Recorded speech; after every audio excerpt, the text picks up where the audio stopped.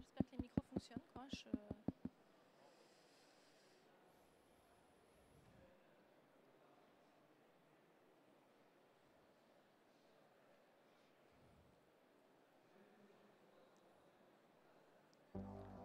Alors, moi, j'ai tendance à me mettre debout au début. Je vais peut-être me mettre.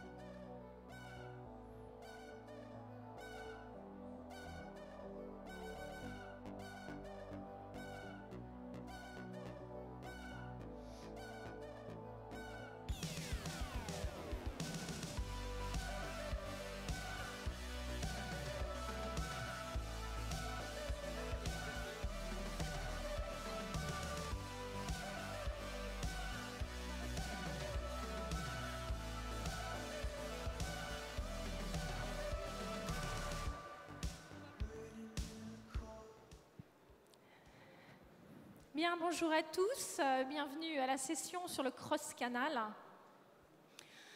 Alors les choses ont évolué, puisque si on parlait encore il y a quelques années du multicanal, aujourd'hui on parle de cross-canal. Alors le multicanal, c'était il y a encore 4-5 ans, des entreprises qui proposaient plusieurs canaux de distribution, chaque canal de distribution devant finalement servir un segment particulier de consommateurs. On ne souhaitait pas que les consommateurs migrent entre eux. J'ai l'impression que... On ne souhaitait pas que les consommateurs migrent entre les canaux de distribution parce qu'on croyait que ces migrations entre les canaux, c'était de la cannibalisation.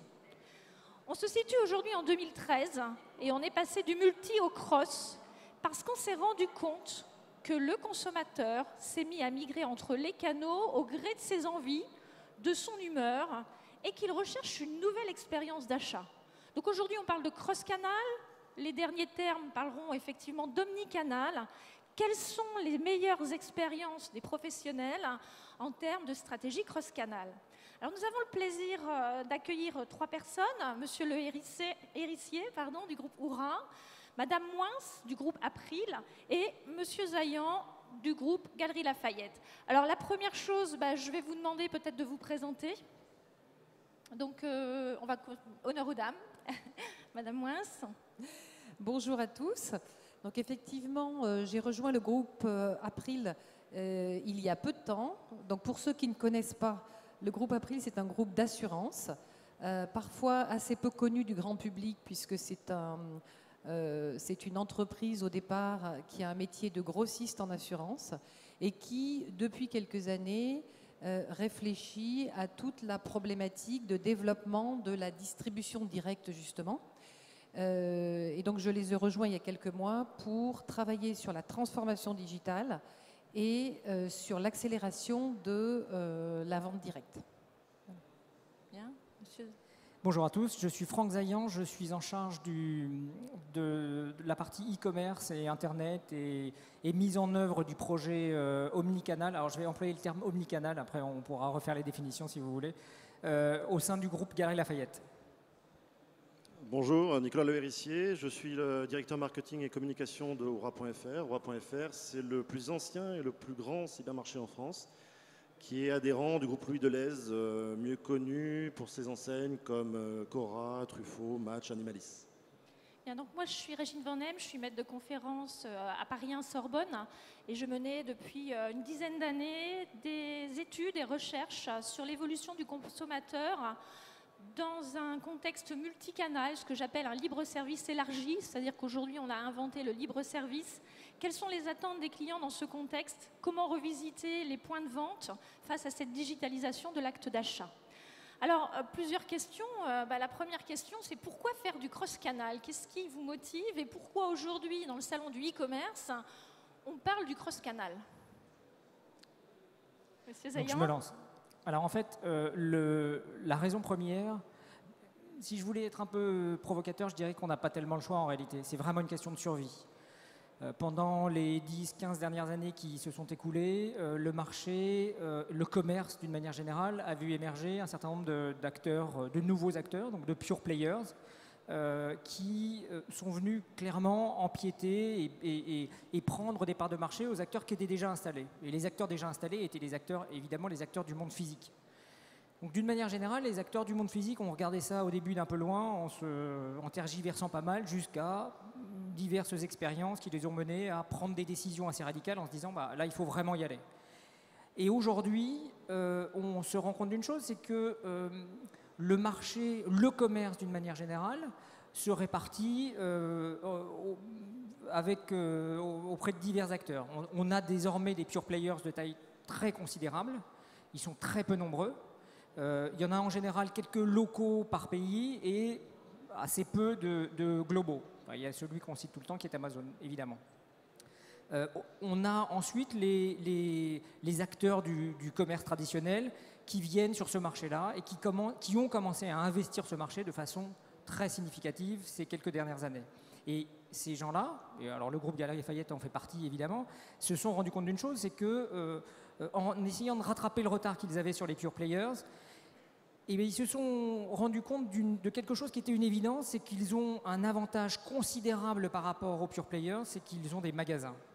Et que le lien entre le magasin et le site internet est aujourd'hui, et quand je parle de lien, je parle de lien très profond, représente aujourd'hui un avantage concurrentiel absolument primordial.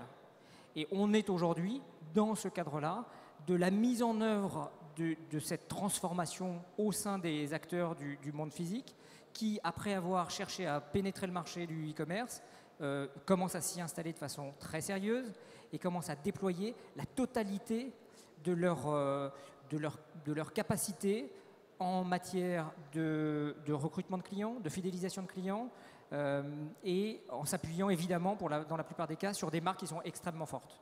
Donc c'est vraiment une question de survie. Si on n'y va pas, la transformation qui est aujourd'hui en route va coûter très cher aux acteurs qui décident de regarder ça d'un peu loin.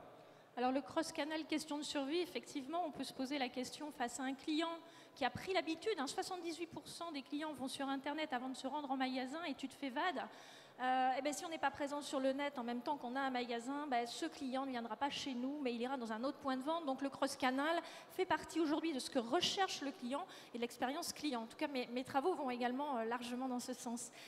Isabelle Moins, pourquoi faire du cross-canal quand on est chez April? Mais je pense que, alors que l'on soit chez April, qui est plutôt dans une industrie du service ou dans une industrie classique, je crois effectivement qu'on n'a pas le choix.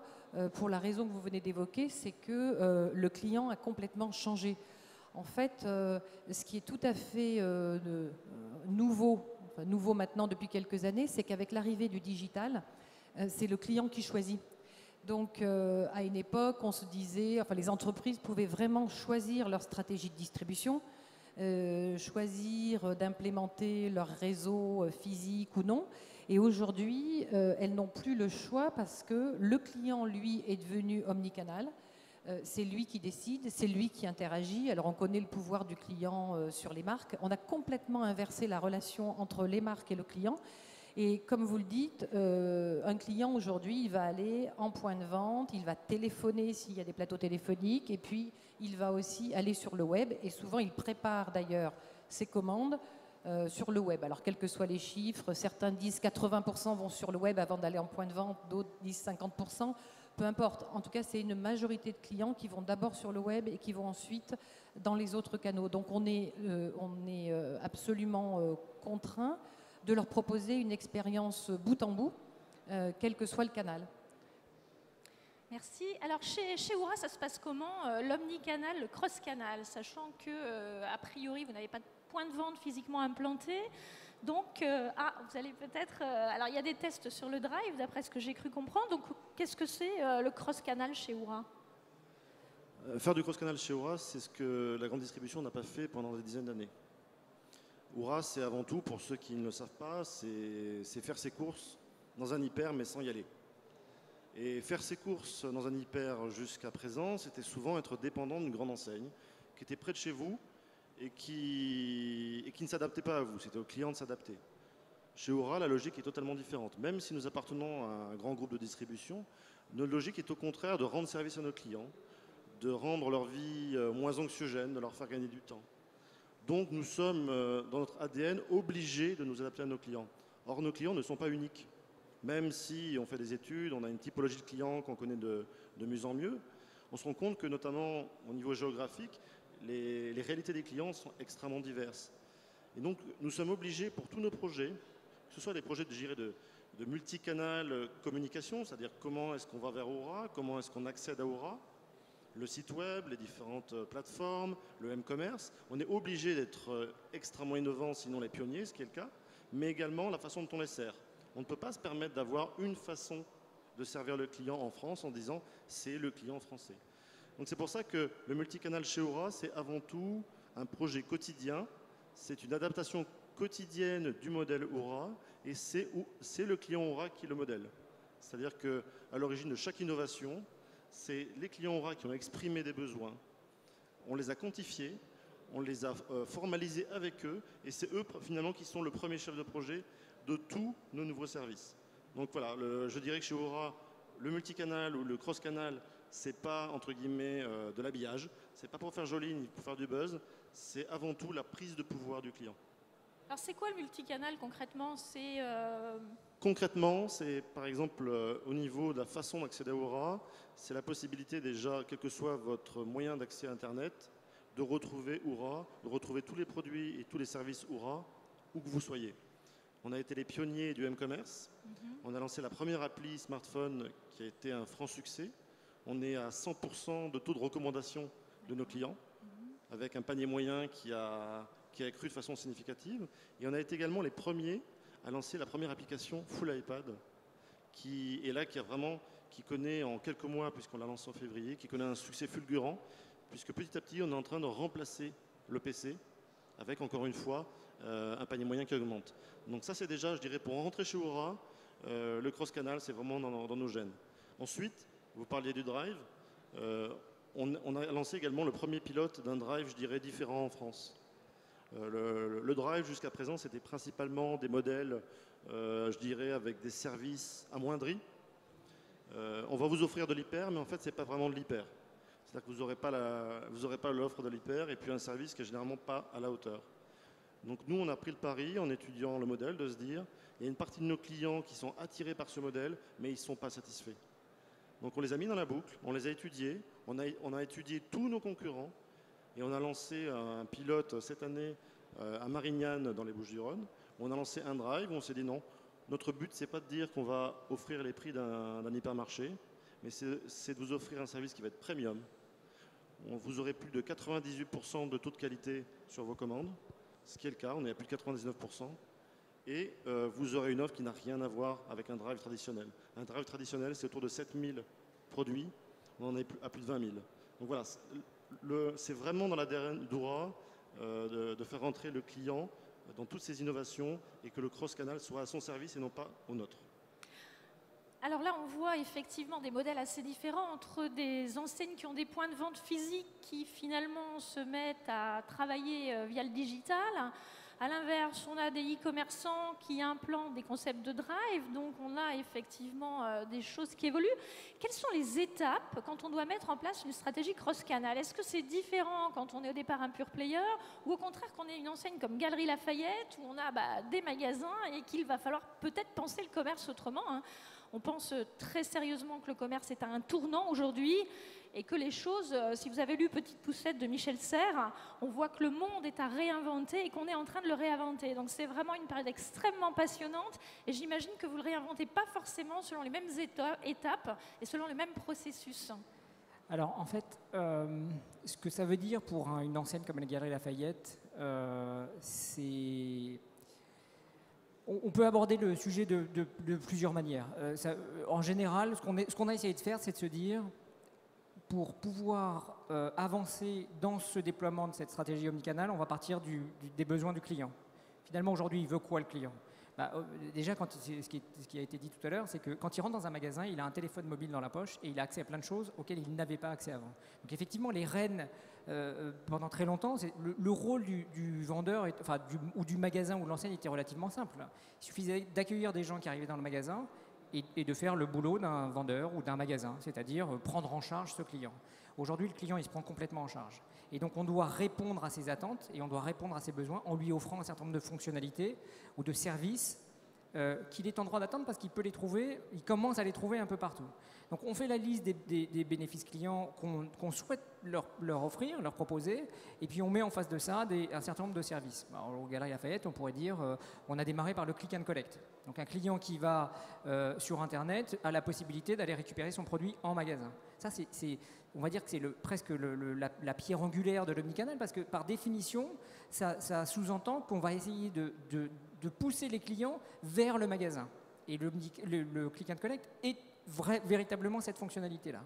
Donc quand on aborde ces sujets-là, on va se dire, OK, pour pouvoir faire tous ces projets, le click and collect, offrir la possibilité à un client dans un magasin d'acheter un produit ou une marque qui n'est pas disponible dans ce magasin, donc en lui présentant un certain nombre de produits sur des tablettes ou sur des bornes, de quoi on va avoir besoin. Donc on fait la liste de ces services et on se dit, OK, on va construire un projet assez global.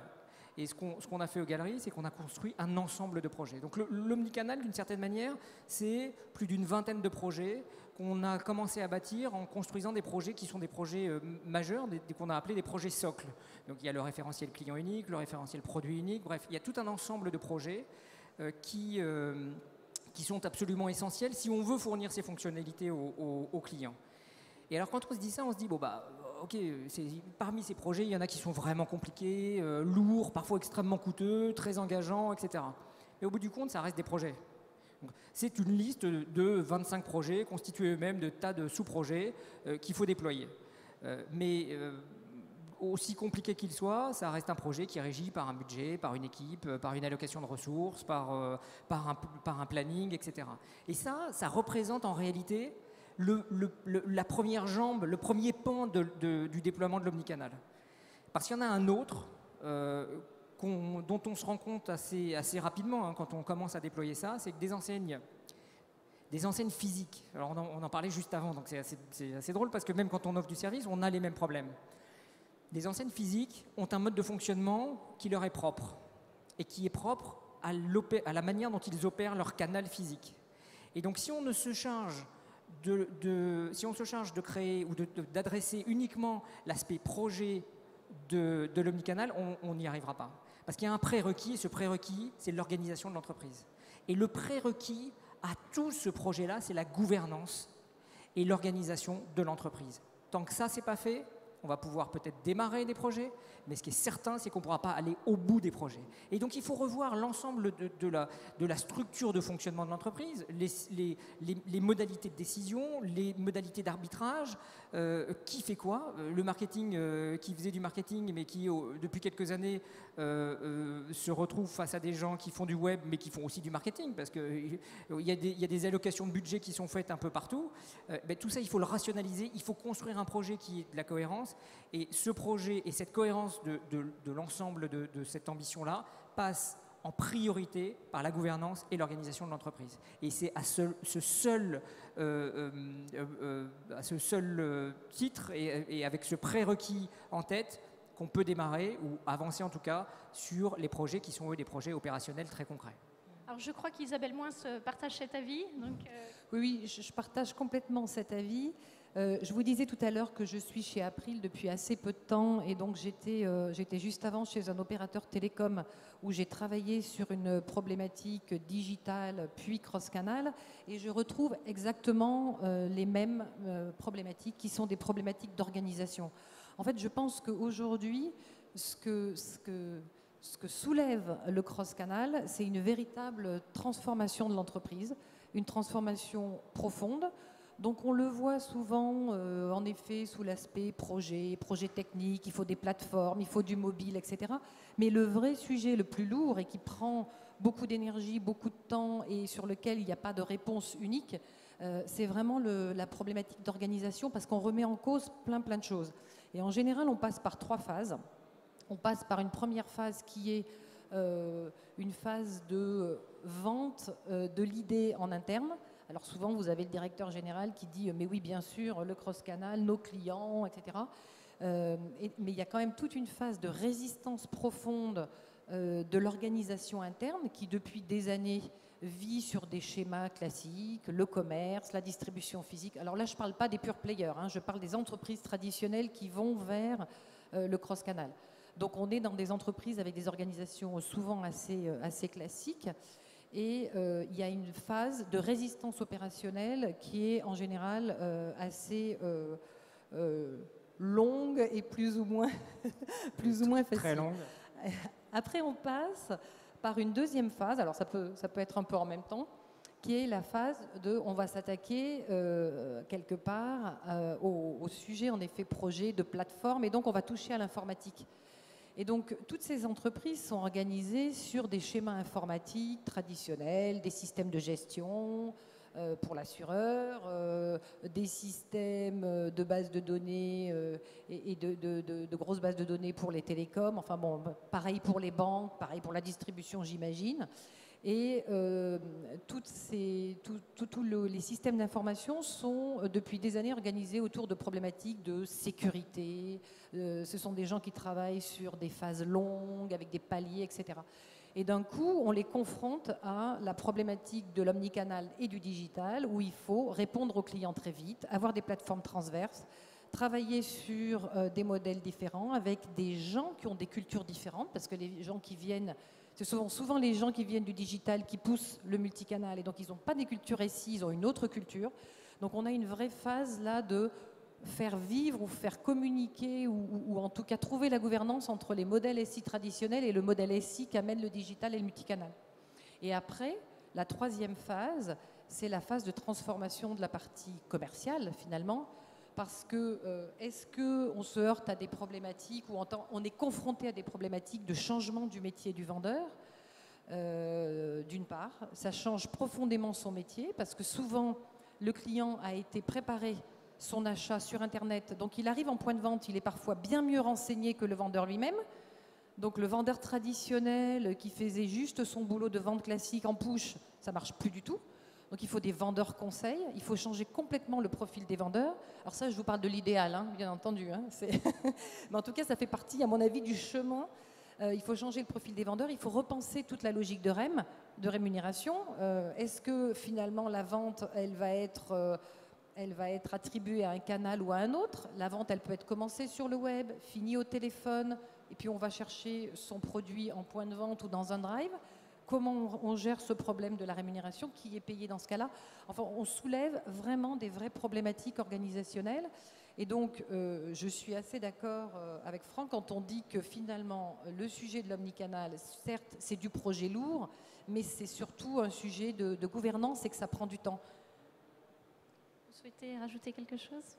Pour préciser, je dirais qu'effectivement, le premier écueil, c'est de croire que le multicanal, c'est un nouveau projet. C'est également de croire que c'est le nouveau jouet du marketing ou du digital. C'est quelque chose qui doit être totalement transversal. Et ça ne peut être que transversal et ça passe effectivement par des phases d'éducation, des phases de conviction. Tout le monde doit être dans le multicanal, tout le monde doit être dans la création du multicanal et dans son suivi, sinon ça ne peut pas fonctionner. Donc ça, c'est un écueil qui est fondamental. Le deuxième écueil que je voudrais ajouter, c'est l'écueil du geek. Pourquoi? Parce que qui dit multicanal dit technologie. Aujourd'hui, le e-commerce s'enrichit d'énormément d'innovations technologiques, mais attention, les innovations ne sont que des innovations. Ce sont des moyens, ce n'est pas le but.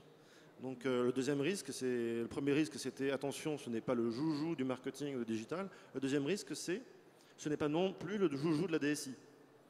Et qui est aujourd'hui extrêmement transversal généralement chez un e-commerçant? C'est la DSI. La DSI est incontournable. Donc l'intérêt pour être, je dirais, efficace et encore une fois orienté client, c'est, pour éviter les deux grands écueils, c'est de faire travailler justement main dans la main la DSI et le marketing. Si la DSI et le marketing ont compris que c'était ni le joujou de l'un ni le joujou de l'autre, ils vont peut-être comprendre que c'est le joujou tout simplement du client. Et là, on va réussir à faire quelque chose d'intéressant. Alors justement, revenons-y à ce client. J'ai envie de dire, le client, il apprécie le cross-canal, hein, il migre entre les canaux. Qu'est-ce qu'il recherche? Quels sont les bénéfices consommateurs? Est-ce que ce sont des bénéfices utilitaires? Est-ce que ce sont d'autres types de bénéfices? Et quelques exemples, pourriez-vous nous donner quelques exemples où on va mobiliser plusieurs devices, tablettes, ordinateurs, mobiles, pour répondre à ce bénéfice recherché par le consommateur? Alors, il y en a plusieurs. Et ça souligne le point qui a été évoqué à l'instant, c'est que le rôle de la personne qui est confrontée au client, surtout dans un magasin, il change. Et il va changer de façon assez radicale. Et donc, ce qu'il faut vraiment garder à l'esprit, c'est que si on réussit cette transformation omnicanal, tous les rôles de toutes les personnes de l'entreprise vont changer. Le vendeur demain, il ne vendra pas de la même manière. Donc, pour prendre un exemple, pour répondre à votre question, un des exemples qu'on est en train de déployer en pilote dans quelques magasins en galerie, c'est ce qu'on a appelé, on a défini le projet comme étant, enfin on a labellisé le projet comme étant la disponibilité produit. Un client qui va en magasin et qui choisit un produit, mais dont la taille n'est plus disponible ou la couleur n'est plus disponible, on fait quoi? À supposer que la couleur soit disponible dans un autre magasin, dans l'entrepôt centralisé, on laisse le client repartir sans acheter le produit, sans lui fournir le service qu'il demande. Il rentre dans le magasin pour ça. Hein. Il est là et il est prêt à l'acheter. Il se trouve qu'il n'est pas dans le magasin, mais il est peut-être dans le magasin qui est à 200 km plus loin. Donc la disponibilité produit, c'est la possibilité d'offrir à ce client-là l'accès au produit qui est quelque part dans la chaîne, mais qui n'est pas dans le magasin. Et donc on va lui présenter ce produit à travers par l'intermédiaire d'un device digital, borne, tablette, téléphone, peu importe. Le device, ce n'est pas tellement le problème en soi. Donc on va lui présenter ce produit et on va lui offrir la possibilité d'acheter ce produit, de le recevoir chez lui ou de venir le chercher en magasin quand il aura fait son choix. Et il faut bien comprendre ça et voir ça comme étant une transformation absolument radicale de la manière dont l'échange avec le client va s'opérer, dont la manière dont la relation avec le client va s'opérer. Et ça veut dire une chose qui est importante, c'est que tout le monde est concerné par l'omnicanal. Enfin, un exemple me vient en tête assez naturellement, c'est un exemple d'un acteur anglo-saxon qui est assez peu connu en France et qui s'appelle John Lewis. De mon point de vue, John Lewis est probablement l'enseigne qui a le mieux réussi sa transformation omnicanale. Et quand on écoute le président, le CEO de John Lewis, il raconte que le jour où ils ont décidé de faire cette transformation, ils l'ont décidé parce qu'ils étaient confrontés à la crise de 2008, qui en Angleterre était absolument phénoménale. Et le choix qu'il a fait a été d'embarquer toute l'entreprise. Et il a dit, si on revient à la rémunération, il a dit, je veux que tout le monde soit impliqué. Je veux que tout le monde, en gros, soit concerné et je veux que tout le monde soit incentivé sur la réussite de ce projet. Et la manière dont il racontait est assez drôle parce qu'il dit, mais moi, ce que je voulais, c'est que chaque personne dans le magasin soit rémunérée pour le nombre de fois qu'il mentionne johnlewis.com à un client, soit rémunérée pour le nombre de fois qu'ils vont souligner un service proposé au client. Et ça veut dire que tout le monde dans l'entreprise doit être impliqué parce que le comité exécutif de l'entreprise doit porter cette transformation et doit porter ce changement à tous les niveaux de l'organisation. Alors justement, pour rebondir sur ce que vous dites, imbrication entre sphère virtuelle et sphère réelle, on est complètement dedans. Pour la jante féminine, vous nous aviez parlé de nouveaux services qui imbriquaient cette sphère virtuelle et physique à travers des cabines d'essayage, me semble-t-il. En fait, ce qu'on a mis en place dans certains magasins, c'est d'offrir avec le click and collect un complément de service. Parce que le click and collect, au bout du compte, si on veut être très basique, c'est j'achète un produit, je vais chercher mon carton dans le magasin. Mais en réalité, c'est l'opportunité pour l'enseigne de renforcer le lien avec le client, et en particulier avec la cliente.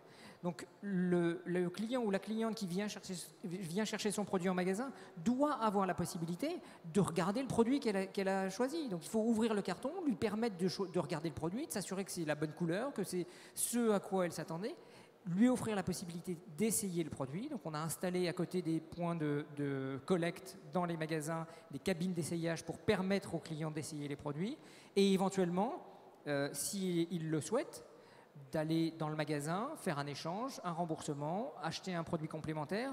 Et la clé, au bout du compte, elle est là. C'est qu'un client omnicanal, donc un client qui va interagir de façon active sur plus d'un canal, c'est un client qui est beaucoup plus rentable qu'un client monocanal, voire qu'un client multicanal. Donc un client qui ne va interagir que de façon séparée entre les canaux. Ce client omnicanal rapporte plus d'argent à l'entreprise. Il y a vraiment un enjeu de rentabilité derrière ça. Donc ce sont de lourds investissements avec, en bout de chaîne, un vrai enjeu de rentabilité. Oui, alors les études aux États-Unis ou en France, ça montre effectivement qu'un canal qui fréquente plusieurs canaux a un niveau d'achat supérieur à un client monocanal. Des études ont également montré que c'est le fait de transférer qui entraîne un accroissement de leur montant d'achat. Donc ils dépensent réellement plus parce qu'ils utilisent et ils recourent à plusieurs canaux.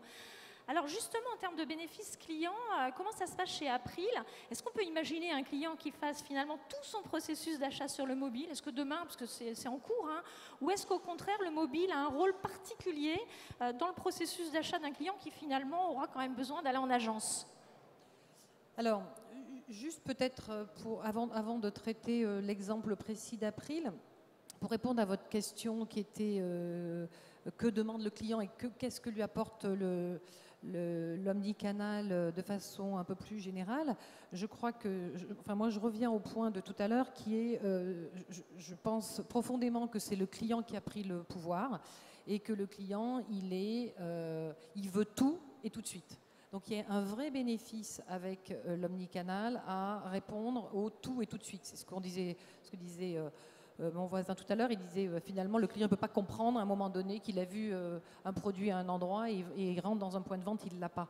Le client, il veut absolument tout et tout de suite. Donc l'omnicanal, ça lui permet de répondre à ça. Nous, de ce qu'on avait constaté et ce que je constate également dans l'assurance, c'est que finalement, un des points du multicanal, c'est aussi la connaissance de ce client. C'est-à-dire ce que ne supporte plus un client dans les domaines du service, c'est d'avoir passé des heures au téléphone avec un opérateur, de ne pas avoir été satisfait parce qu'on n'a pas le produit ou le service n'est pas disponible ou il y a une deuxième étape, donc revenez monsieur. Ou aller voir en point de vente, il revient en point de vente et là on lui redemande qui il est, ce qu'il a fait, ce qu'il veut, etc. Donc un des forts bénéfices de ces sujets de multicanal, c'est un client qui est arrivé par un canal, il est connu quand il arrive dans le canal complémentaire. On ne lui redemande pas tout et on est capable de lui délivrer le bon service. Alors pour ce qui est de l'assurance dans les bénéfices qu'on peut avoir en plus, au-delà de ce bénéfice que je viens de vous décrire, il y a évidemment l'utilisation du mobile pour, par exemple, compléter son dossier. Vous avez un accident de voiture, vous prenez en photo directement votre sinistre, vous l'envoyez et il arrive à votre service de gestion qui est capable de traiter tout de suite votre incident. Ce qu'il faut voir qui est un petit peu particulier à l'assurance, c'est que l'assurance, c'est finalement un des rares domaines où vous achetez un service que peut-être vous ne consommerez jamais. Donc c'est un peu différent. C'est un peu différent de la distribution. Vous allez acheter votre paquet de chips ou votre robe, etc. Là, vous prenez un abonnement pour quelque chose, pour vous couvrir sur quelque chose qui n'arrivera peut-être jamais. Donc peut-être que vous ne consommerez jamais ce service. Donc c'est vachement difficile finalement d'arriver à trouver comment expliquer le bénéfice au client. Mais en tout cas, je crois que dans l'assistance, le moment où il consomme, c'est le moment où il a un problème. Et donc, il faut absolument qu'à ce moment-là, on soit ultra performant, on lui permette d'aller vite, de déclarer son sinistre avec les moyens qu'il a en main, le mobile, etc. Donc, c'est beaucoup là-dessus que l'on travaille. Merci. Alors, le multicanal ou le cross-canal chez Oura, à travers les tablettes, le mobile, le site internet sur écran, quel est le bénéfice client et comment ça améliore finalement une expérience d'achat? Faire les courses alimentaires, on sait tous que c'est pas très drôle. Comment Oura fait qu'on passe moins de temps à assurer 2 heures de corvée en magasin le samedi après-midi en hypermarché? Qu'est-ce que ça apporte de plus d'avoir 3 canaux dans une même expérience d'achat plutôt d'en avoir qu'un seul? Alors, paradoxalement, en fait, nos clients viennent nous voir parce qu'ils veulent nous voir le moins possible. Moins ils nous voient, mieux ça se passe pour eux. C'est vrai que la grande distribution, même si j'appartiens à un groupe de grande distribution, aller faire ses courses en hyper le samedi après-midi, c'est pas forcément une des occupations les plus sympathiques que vous pouvez envisager. Il y a mieux. Donc c'est une des raisons principales pour laquelle on va voir Oura. Et finalement, Oura, ça se passe bien quand il n'y a pas besoin d'appeler le service client. Et c'est vrai qu'on a très peu de contacts. Quand il n'y a pas besoin d'attendre le livreur et que ça se passe très très vite. Et finalement, quand il ne nous parle pas. Et là, il nous trouve formidables. Pour nous, c'est compliqué. Nous, c'est compliqué parce qu'un client qui nous trouve formidable, mais à qui on ne peut jamais parler, c'est compliqué, entre guillemets, de le fidéliser, c'est compliqué de lui faire dépenser plus. Donc déjà, il y a un atout qui n'est pas négligeable pour nous, c'est qu'on multiplie les points de contact avec lui. Pour lui, le fait d'être présent sur smartphone, sur tablette, sur différents devices, ça lui permet tout simplement d'approfondir la valeur ajoutée qu'il cherche avec Aura. Et cette valeur ajoutée, c'est effectivement, c'est quand je veux, où je veux. C'est moi qui décide. C'est pas quand je suis coincé devant mon PC le soir parce qu'il faut que je rallume mon PC et ça sent furieusement le bureau. C'est je suis dans les transports, je suis à la machine à café, je suis dans mon lit, je suis dans mon canapé. Je fais ce que je veux. En quelques secondes, je vais retrouver tous mes services, tous mes produits et surtout, je vais me dépêcher d'oublier Aura. Alors nous, on n'aime pas trop qu'on nous oublie. Donc effectivement, maintenant, on se rend compte que typiquement, l'application iPad, c'est devenu une occupation importante de nos clients le dimanche après-midi dans leur canapé. C'est pour ça que l'appellation M-Commerce, j'ai tendance à la relativiser pour l'iPad. C'est dans plus de 90% des cas du PC de canapé. Mais ça rentre vraiment dans la valeur ajoutée qu'on recherche chez Aura. Ça doit être simple, ça doit être libératoire, ça doit être rapide et ça doit être où je veux, quand je veux. Alors, est-ce que l'interface sur ces 3 devices, ordinateur, tablette, mobile, sont les mêmes chez Aura ou est-ce qu'au contraire il y a une différence et dans ces cas-là, pour quelle raison? Pour quelle raison? Si c'est uniquement pour faire du zoom, ça n'a pas beaucoup d'intérêt. Si c'est pour faire du bricolage, de se dire, ce qui était déjà le cas, il faut que mon site web soit à peu près pratique, à peu près utilisable sur iPad, sur iPhone ou autre. Effectivement, on fait de l'à peu près. C'est pas ce que demandent les clients. Les clients sont très exigeants, sont de plus en plus experts. Si c'est pour leur fournir de l'à peu près, ils iront voir ailleurs. Si on leur vend du service, c'est pas pour leur vendre du bricolage. Donc chaque device a des utilisations très différentes. Encore une fois, est-ce que vous connaissez beaucoup de monde qui sort son iPad dans le métro? Personnellement, pas beaucoup. De temps en temps, je vois des touristes devant la Tour Eiffel qui prennent en photo la Tour Eiffel avec leur iPad. Je les trouve assez optimistes, voire inconscients. Mais globalement, chaque device a une utilisation qui est différente et a des atouts au niveau ergonomie, au niveau design qui sont très différentes. Donc il faut s'adapter à ces atouts. Si c'est juste pour faire du bricolage, autant faire un design adapté, adaptive design, mais ça n'apporte pas grand-chose. D'accord. Alors du coup, je me posais la question, est-ce que ça veut dire qu'on a des profils différents qui vont utiliser des devices différents, c'est-à-dire des gens qui vont utiliser la tablette, d'autres qui vont utiliser le mobile? Ou est-ce qu'au contraire, on a un même consommateur qui va passer de l'un à l'autre? Et dans ces cas-là, si on a un même consommateur qui commence à faire ses courses sur le site internet, puis qui passe sur son mobile, est-ce qu'il n'y a pas un coût au changement quand on change de device? C'est-à-dire, est-ce que finalement, j'avais bien intégré l'interface du site internet, je me retrouve sur mon mobile, il va falloir que je comprenne comment Aura, quelle interface il a proposé sur le mobile. Est-ce qu'il n'y a pas un coût au changement finalement? C'est une sacrée gymnastique pour nous. C'est-à-dire qu'on doit être à la fois innovant, on doit à la fois apporter de la valeur ajoutée par device et à la fois on ne doit pas perdre le consommateur. Donc typiquement, c'est important que, comme vous le dites, que le client trouve de façon totalement instinctive ses repères. Mes listes sont là, mes produits sont ici, mes services sont ici. Et le client n'a pas envie de se taper une notice ou un didacticiel pour comprendre comment ça fonctionne. Typiquement, sur l'application iPad et les applications iPhone, on a mis en place des didacticiels qui, a priori, malgré l'argent qu'on a mis dedans, désintéressent assez globalement nos clients. C'est plutôt bon signe. Ça veut dire qu'ils ont repéré leurs repères. Ils ont leurs repères vraiment identifiés sur ces différents devices. Par contre, ils ont également des repères qui sont des repères propres au device, pas propres à Aura. Ils ont l'habitude d'utiliser l'iPad, ils ont l'habitude d'utiliser l'iPhone et ils savent qu'il y a des repères de navigation type et qu'ils vont les retrouver. Donc c'est vraiment une jonglerie très, très importante. Les premières phases de design de ces devices sont extrêmement compliquées. Il faut vraiment qu'on mette le client dès le départ. Et concernant Aura, on a fait des tests à chaque fois, dès le départ avec les clients, sur des maquettes, pour leur dire qu'est-ce que vous comprenez. Si dès le départ, le client fronce les yeux et se dit mais qu'est-ce que vous avez voulu faire, il faut repartir en arrière et lui dire ok, qu'est-ce qui vous plairait. Donc c'est voilà. Apporter de la valeur ajoutée sans révolutionner le client. Le client, il n'est pas là pour qu'on lui réinvente ses courses.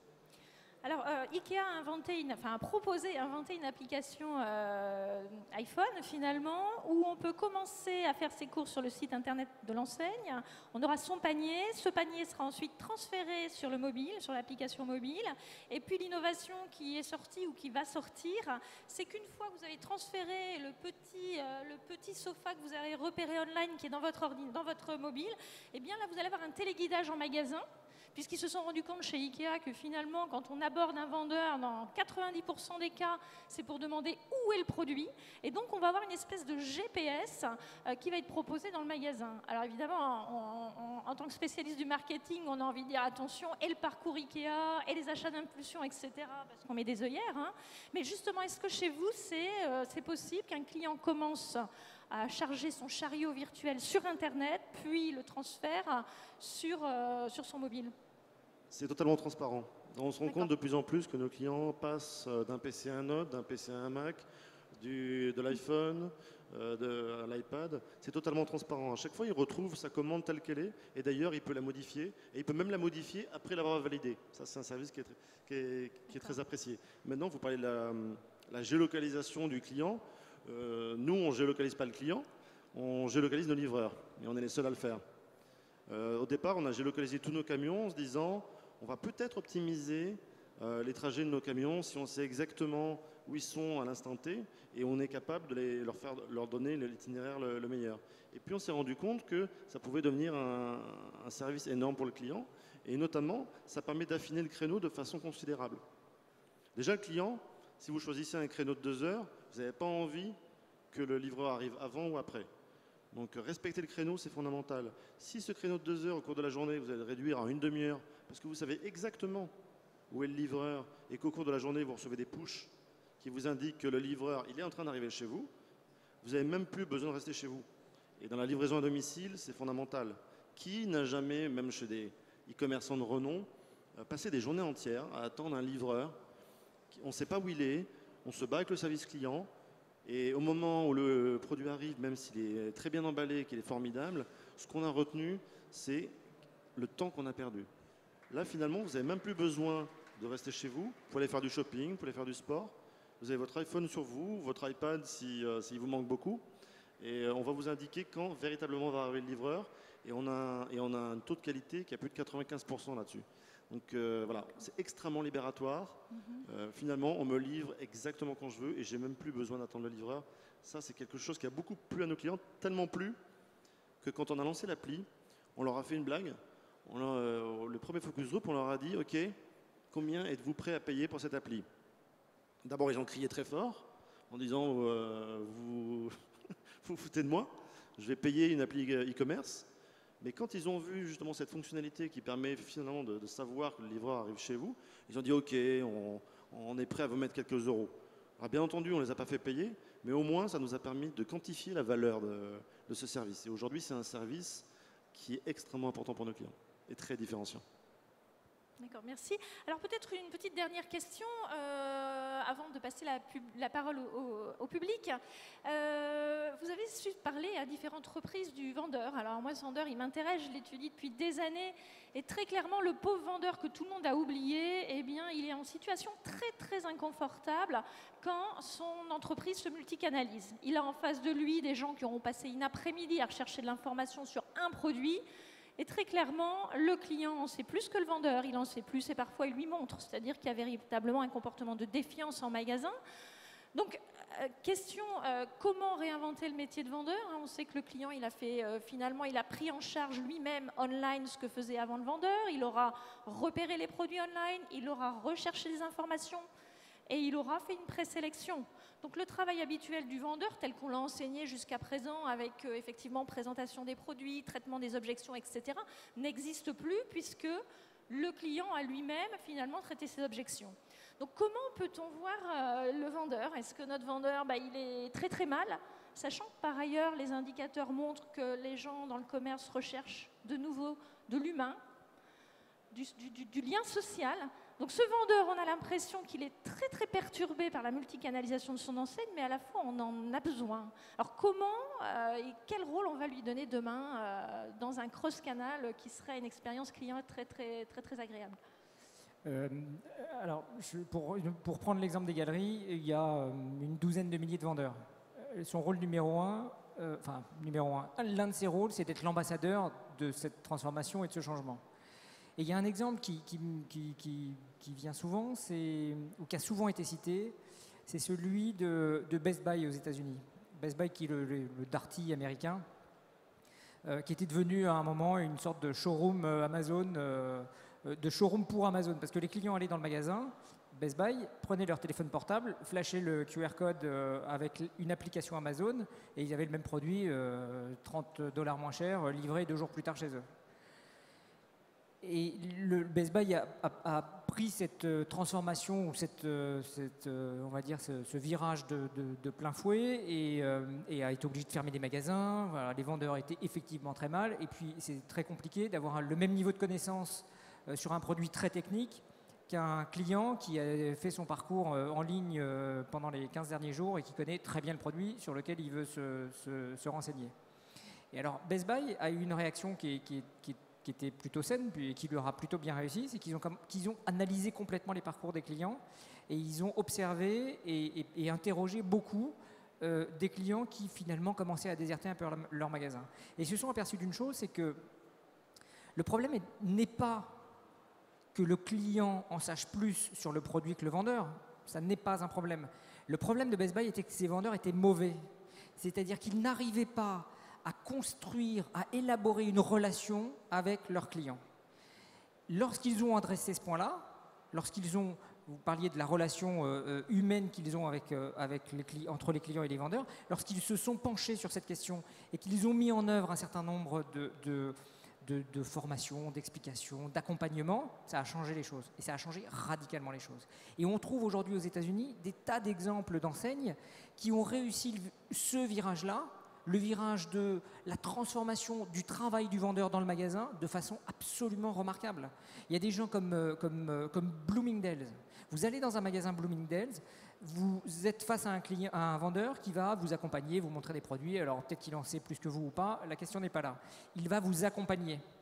Il va vous accompagner et il va vous suivre une fois que vous aurez quitté le magasin. C'est-à-dire qu'il va collecter sur vous, si vous le souhaitez, un certain nombre d'informations et en particulier votre adresse email ou votre numéro de téléphone, et il va continuer la relation qu'il a initiée dans le magasin avec vous lorsque vous serez sorti du magasin. Et si c'est, je ne sais pas moi, André qui vous a accueilli dans le magasin, vous allez recevoir un mail d'André qui va vous présenter des produits que vous avez vus, qui vous ont plu, que vous n'avez peut-être pas acheté, qui étaient trop chers, bref. C'est André qui va continuer la relation une fois que vous serez sorti du magasin. Cette relation, elle passe sur le plan de l'individu, donc de la relation personnelle, et donc le lien qui existe ou qui se crée à ce moment-là entre le client et l'enseigne par l'intermédiaire du vendeur est remarquable. Est remarquable parce que c'est un lien de personne à personne. Ce n'est pas un lien d'un type dans un magasin qui va vous dire combien est la définition de l'écran ou quelle est la matière de votre robe. Le client, il est capable de faire ça tout seul. Il n'a plus besoin ou pas nécessairement besoin qu'on le fasse pour lui. Il a besoin qu'on l'accompagne dans la relation à l'intérieur du magasin. Oui, merci Isabelle. Oui, je crois que il ne faut pas oublier non plus, quand on pense à ces stratégies multicanales, il ne faut pas oublier le vendeur et il ne faut pas oublier de l'équiper lui aussi. Parce que finalement, moi je vois dans la stratégie que j'ai développée dans mon entreprise précédente, où on est parti de l'Internet et puis ensuite on a équipé les télévendeurs et puis les boutiques. Finalement, souvent, on a tendance à penser au client final, et c'est pour lui qui fait le service, donc c'est important, mais il ne faut surtout pas oublier le vendeur. Et si le vendeur, vous lui donnez les bons outils, et que, effectivement, quand le client arrive en boutique, le vendeur sait ce qu'a fait le client avant, le connaît, est capable, ne serait-ce que de l'accueillir en disant « Bonjour, monsieur un tel », parce que vous êtes client chez nous depuis 20 ans, s'il a toutes ces informations et s'il a les bons outils pour l'accueillir, je pense que la relation, effectivement, se renoue. Et il fait un travail de vente, mais plutôt via du conseil. Ah tiens, je sais que vous avez vu tel produit sur Internet. Alors bon, on peut plus ou moins le dire comme ça, mais enfin en tout cas, il faut qu'il qu'il soit au courant et qu'il le sache. Vous êtes intéressé par tel produit, c'est bien le bon ou j'en ai un autre, ou je vous propose l'accessoire qui va avec. Et on se rend compte que quand on lui donne accès à cette intelligence et à cette connaissance client, il est capable aussi de faire des ventes additionnelles, énormément de ventes additionnelles. Donc il faut vraiment l'outiller, lui changer, enfin le mettre sur un mode conseil, lui apprendre à utiliser ces outils. Et ça change son rôle, mais enfin, ils sont capables de le faire. Mais il faut, enfin, un point de complément, il faut l'outil et il faut le payer aussi. Parce qu'un vendeur qui fait une vente et qui n'est pas rémunéré sur la vente qu'il va réaliser ou qu'il va permettre de réaliser sur un autre device ou un autre canal, pourquoi il ferait le boulot de vendeur? Au bout du compte, il faut vraiment qu'il en sente le bénéfice de façon très claire. Alors il y a quelques années, j'avais fait des visites mystères justement pour voir comment un vendeur en magasin accueillait des clients venant du site internet. Les résultats étaient catastrophiques. Pourquoi voulez-vous qu'un vendeur en magasin s'occupe de vous s'il sait que de toute façon vous ferez votre transaction online? Donc autant dire que le client il ne venait plus en boutique de l'enseigne, mais il n'allait plus non plus sur le site. Donc les deux canaux avaient perdu le client. Au-delà de ça, effectivement, les études montrent aussi que le fait d'équiper les vendeurs, c'est un moyen d'avoir une autre relation avec le client. Et je vois de plus en plus des vendeurs, et je vous invite rien qu'à aller chez Apple, voir que être non pas chacun l'un derrière l'écran et l'autre derrière l'écran, où c'est finalement le vendeur qui a toute la connaissance, toute l'expertise. Là, au contraire, on va équiper les vendeurs avec un écran commun. Et en fait, on va naviguer ensemble. Et naviguer ensemble, c'est juste un poème. Il se passe des choses, c'est une source de complicité. On redécouvre ensemble et c'est le client qui montre au vendeur. Mais le vendeur est très très content et le client est extrêmement valorisé de pouvoir faire découvrir des choses. Donc la relation est complètement inversée. Je vous laisse parler, puis on laisse la parole à la salle parce que je crois qu'on est... Je vais être court. Pour synthétiser ce qu'ont dit mes camarades, je dirais qu'effectivement, le digital pour un vendeur terrain, au départ, ça peut être extrêmement anxiogène. Parce que, dans un premier temps, on peut se dire ça va venir attaquer mon variable. C'est un concurrent, finalement. Et dans beaucoup de boîtes, c'est ça. Hein. Le digital, c'est le magasin qui est dans un coin qui vient nous saboter le travail. Le deuxième risque, c'est de se dire, je les vois, les courbes là, qui mettent au journal télé sur la progression du digital. Le digital, ça ressemble surtout à ce canal qui va m'amener directement au Pôle emploi. Donc, pour beaucoup de vendeurs, effectivement, on va au digital à reculons. Pourquoi? Parce qu'il n'y a souvent pas ce travail d'éducation. L'exemple de l'Apple Store est un très bon exemple. Pourquoi est-ce que ça fonctionne dans l'Apple Store? Parce que les vendeurs se sont appropriés l'outil.